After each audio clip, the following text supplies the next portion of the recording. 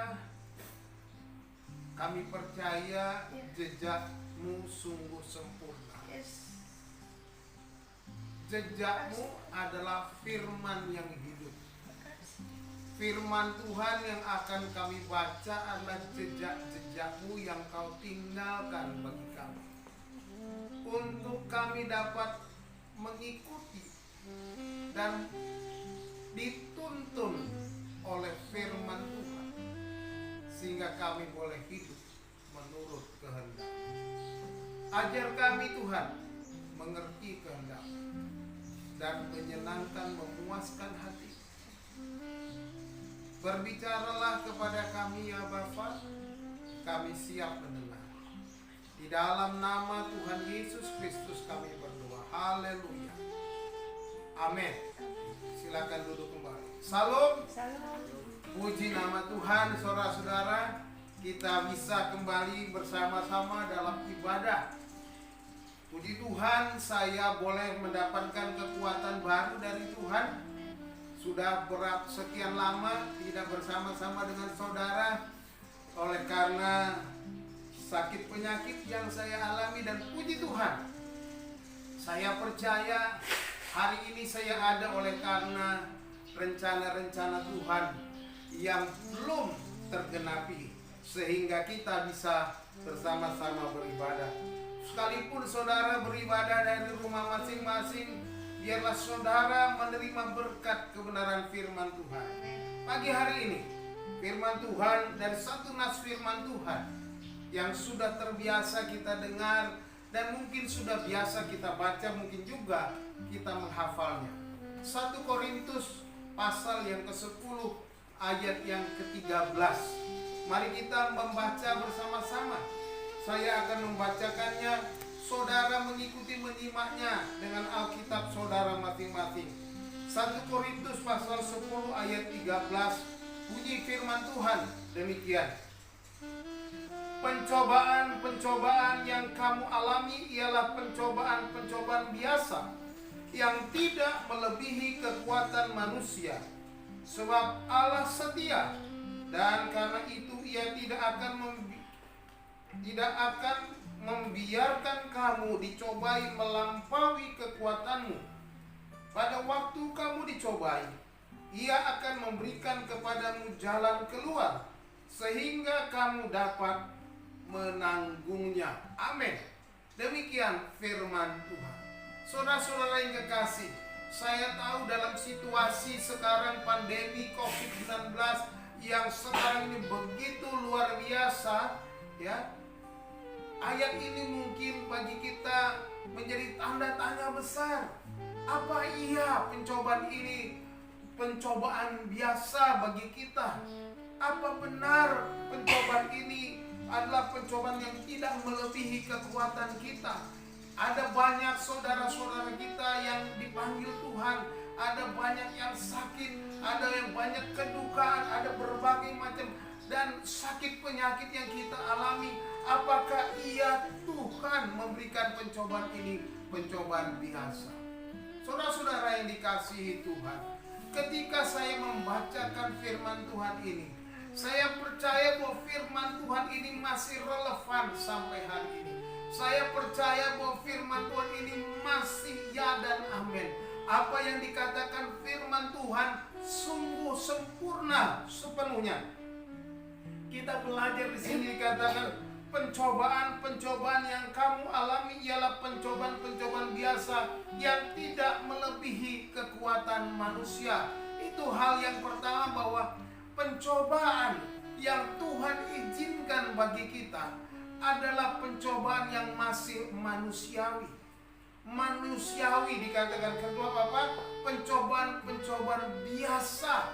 Pencobaan-pencobaan yang tidak melebihi kekuatan manusia. Nah, saudara-saudara yang dikasih Tuhan, apakah ia tidak melebihi? Saya percaya saudara juga yakin bahwa firman Tuhan itu benar adanya. Dan kita yakin sepenuhnya bahwa Allah kita, Tuhan kita itu adalah Tuhan yang Maha Tahu.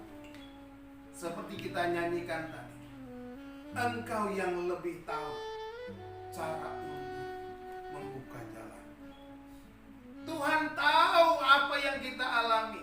Tuhan tahu bagaimana beratnya penderitaan. Tuhan tahu bagaimana saudara mengalami tekanan. Tuhan tahu bagaimana saudara mengalami sakit penyakit. Tuhan tahu saudara sedang sedih. Tuhan tahu saudara sedang krisis. Tuhan tahu bahwa segala sesuatu yang terjadi di dalam setiap segi-segi kehidupan kita.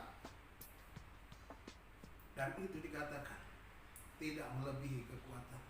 Percayalah, di tengah-tengah krisis, masalah, persoalan, sakit, penyakit, di sanalah iman kita diuji. Di sanalah iman kita diperhadapkan supaya semakin kuat, supaya semakin nyata, supaya kita semakin hidup di dalam Tuhan dan bergantung sepenuhnya kepada Tuhan.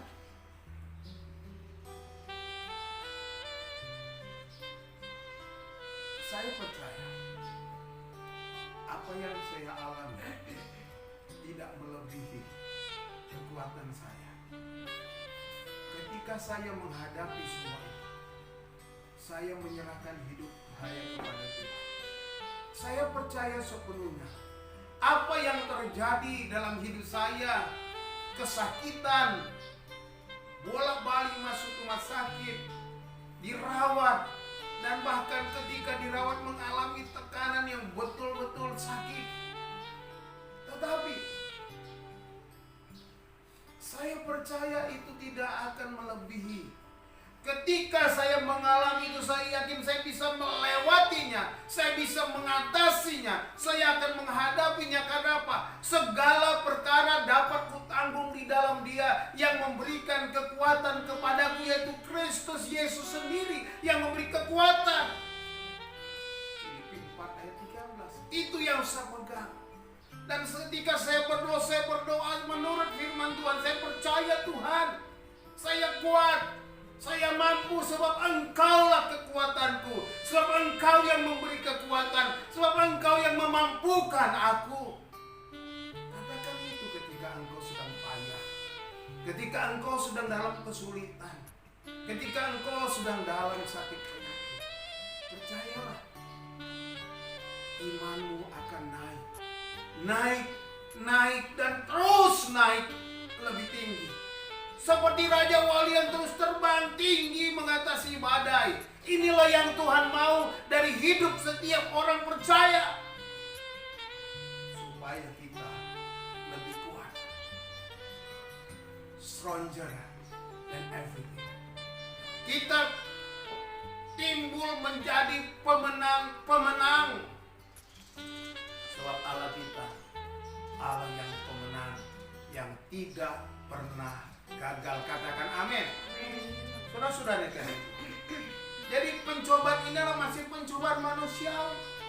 Apapun pencobaan yang sedang kita alami, ingat, itu Tuhan izinkan. Mari kita melihat ke belakang, ke masa perjanjian lama. Bagaimana Ayub mengalami pencobaan yang berat. Ketika iblis datang kepada Tuhan, supaya Tuhan mengizinkan iblis untuk menjamah Ayub, supaya Tuhan mengizinkan, lihat baik-baik, catat baik-baik, bahwa Tuhan mengizinkan iblis mendatangkan malapetaka kepada Ayub. Anak-anaknya semua mati, hartanya ludes terbakar habis, dan terakhir dia mengalami sakit penyakit borok. Seluruh tubuhnya dari ujung rambut sampai ujung kaki. Dan dia duduk sambil menggaruk-garuk. Istrinya mulai melecehkannya, meremehkannya. Masihkah engkau memberkati Allahmu? Katanya. Saudara-saudara, tetapi Ayub tidak sedikit pun dia berdosa. Tidak sedikit pun dia menyalahkan Tuhan. Tidak sedikit pun dia mengeluh dan berkata, ini karena Tuhan tidak sayang aku. Tidak. Dia tahu segala sesuatunya datang dari Tuhan. Harta, benda, segala sesuatu yang dia miliki semua dari Tuhan. Kalau Tuhan mau ambil, ambillah. Dia katakan, nggak ada masalah bagi Ayub. Betapa berat. Mungkin di antara kita tidak ada yang seberat Ayub ketika mengalami pencobaan. Tetapi Ayub menang. Ayub berhasil dan menyatakan imannya bahwa dia bukan seorang pecundang. Ayub berhasil mengalahkan si iblis yang mau menunjukkan bahwa kalau Ayub hancur, maka dia akan mengutuki Allah. Tapi dia tidak pernah melakukan. Dan akhirnya Allah memulihkan Ayub, memberkati Ayub, memberikan kepadanya berlipat ganda harta benda kemarin. Dan Tuhan dipermuliakan. Inilah yang sebenarnya Tuhan sedang kerjakan di dalam hidup saudara dan saya. Inilah yang Tuhan sedang bekerja di dalam kehidupan saudara dan saya. Supaya apa? Supaya Allah dimuliakan, ditinggikan, diagungkan. Inilah yang Dia mau. Pencobaan itu adalah pencobaan biasa, masih manusiawi. Percayalah, bertahanlah, bertahan karena ada kekuatan dari Tuhan. Mintalah kekuatan, mintalah iman yang teguh dari Tuhan ketika engkau sedang dalam kelemahan-kelemahan. Dan kita belajar di sini dikatakan bahwa Allah kita adalah Allah yang setia.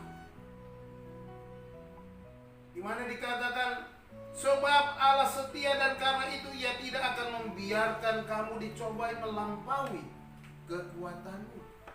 Kalau kita melihat latar belakang konteks ayat ini berbicara bagaimana Rasul Paulus menceritakan bagaimana orang Israel keluar dari Mesir dipimpin oleh Musa, bagaimana mereka melakukan mencobai Tuhan. Mereka hidup gagal, menyembah patung dan lain sebagainya. Dan ada yang bersungut-sungut dan lain sebagainya. Padahal Tuhan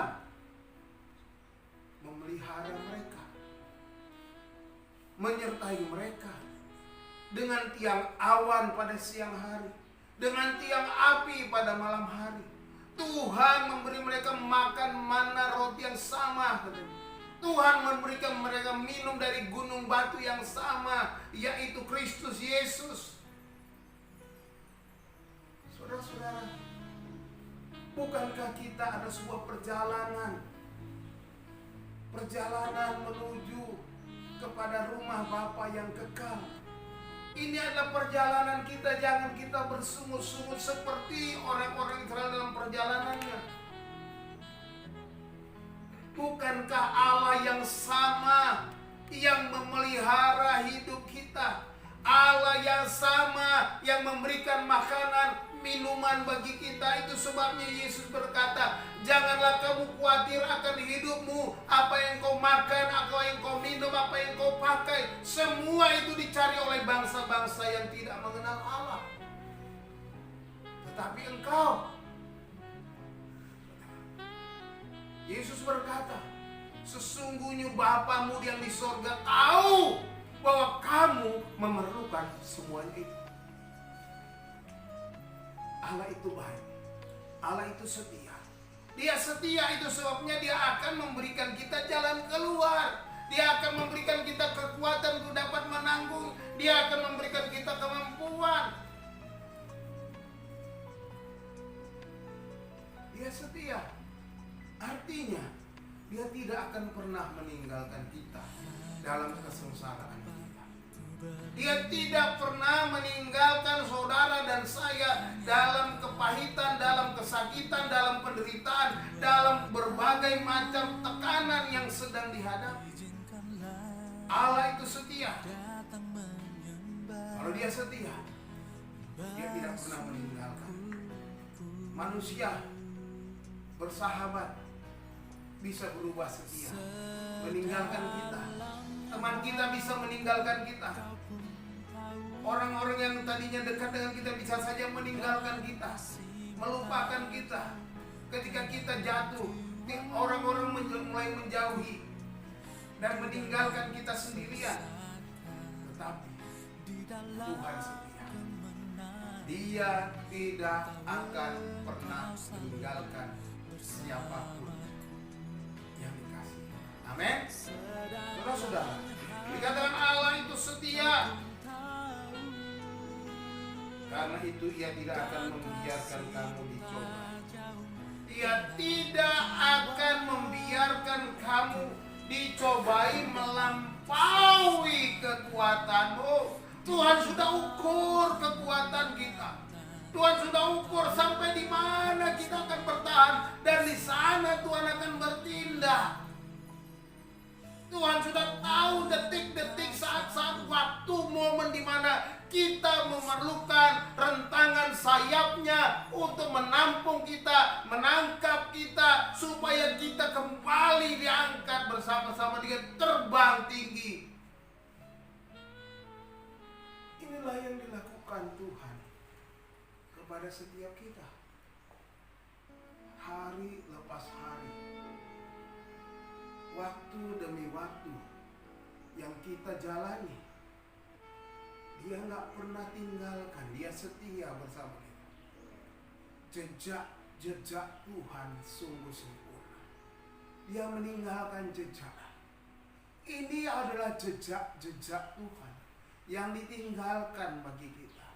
Mari saudaraku, tiap hari baca Alkitabmu. Baca setiap hari renungan firman Tuhan. Baca Alkitab yang menjadi kekuatanmu. Ketika engkau lemah, inilah kekuatan. Ketika engkau sakit, inilah kekuatan. Mintalah, berdoalah menurut firman Tuhan.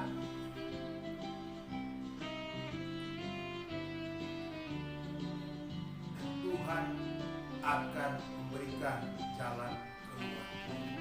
Saudara-saudara, yang ketiga dikatakan, pada waktu kamu dicobai, Dia akan memberikan kepadamu jalan keluar sehingga kamu dapat menanggungnya. Haleluya. Bapa yang baik itu akan memberikan jalan keluar. Selalu ada jalan bagi setiap orang yang bertahan dan percaya pertolongan. Selalu ada jalan bagi saudara dan saya yang mau terus menyerahkan hidupnya bagi Tuhan. Dan saya percaya Tuhan memberikan jalan keluar sehingga kita dapat menanggung. Sekalipun itu sangat sulit, sekalipun itu sangat berat, saya percaya ada kekuatan ekstra yang Tuhan bisa berikan kepada saudara dan saya. Ada kekuatan kuasa Roh Kudus yang bekerja di dalam kita supaya kita dapat menanggung setiap pencobaan. Saya percaya kalau saudara tetap bersandar kepada Dia, pasti ada jalan. Tidak ada jalan buntu bagi Tuhan. Tidak ada putus asa di dalam Tuhan. Jangan pernah menyerah. Jangan pernah putus asa. Dia pasti kasih tahu. Jangan pernah menyerah. Jangan berputus asa. Jangan pernah menyerah. Jangan putus asa. Karena apa? Karena selalu ada jalan keluar. Dan ketika saat-saat sulit, ketika saat-saat genting, ketika saat-saat kita merasa sudah tidak ada lagi jalan di sana dan di sini, percayalah Tuhan akan memberikan jalan keluar. Selalu ada way out dari Tuhan. Selalu ada jalan keluar. Jangan takut, jangan gelisah. Sekalipun hari ini saudara masih dalam keadaan kesulitan, situasi sekarang membuat kita dibatasi, tapi saya percaya pasti ada jalan. Tuhan akan memberkati saudara, Tuhan Tuhan akan memberkati lumbung-lumbung saudara. Tuhan akan menyediakan apa yang akan saudara makan, minum, dan pakai. Tuhan sudah tahu semua itu. Dan Yesus berkata, apa yang harus dilakukan? Tetapi, kata Tuhan Yesus, carilah dahulu kerajaan Allah dan kebenarannya, maka semuanya itu akan ditambahkan. Inilah kebenaran. Firman Tuhan adalah kebenaran. Carilah firman Allah, maka semua yang kau perlukan akan ditambah. Saya terlalu percaya. Apa yang saya alami semua oleh karena firman Tuhan.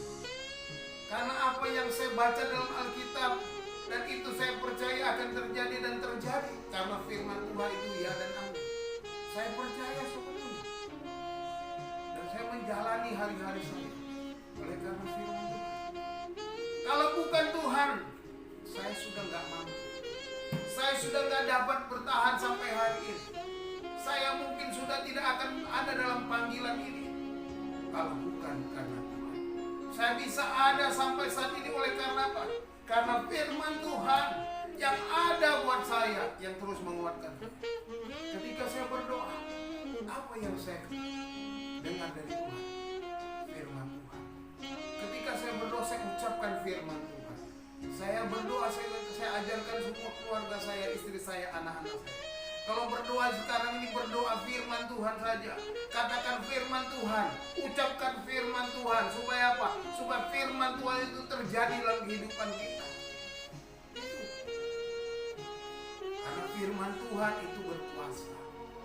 Firman Tuhan tidak pernah berubah kuasa.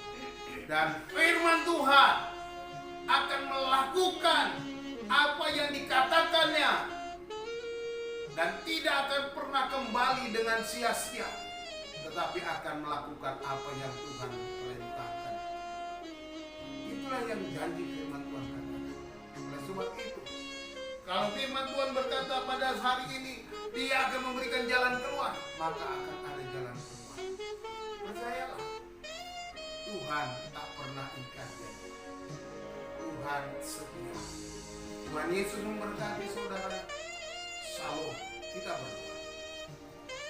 Allah Bapa kami yang di surga, kami mengucap syukur untuk firman Tuhan yang sudah kami dengar.